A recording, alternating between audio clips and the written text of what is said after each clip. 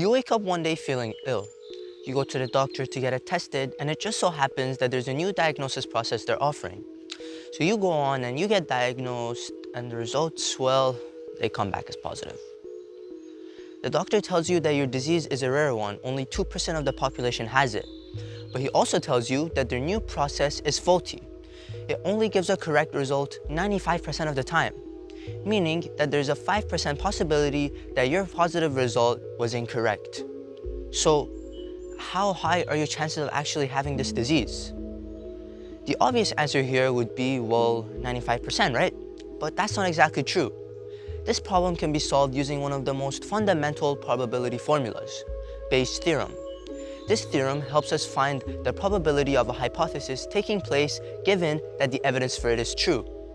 In our case, this would be the probability of you actually having the disease given that the diagnosis gave a positive result. It's calculated by multiplying the prior probability of the hypothesis by the probability of the evidence taking place given that the hypothesis is true. This is then divided by the overall probability of the evidence.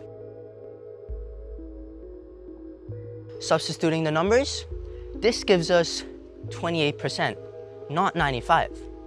What we did here is that we took a hypothesis which we believe was true based on evidence we had seen, and as a result, updated our beliefs accordingly. At its core, this is what Bayes' formula really is. It's not just a formula about numbers and probabilities, but really it's a method that lets us better understand and measure our changing beliefs. Bayes intended for this formula to be used continuously.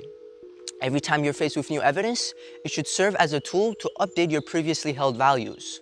With all that said, maybe it's time to reconsider your choice of doctors.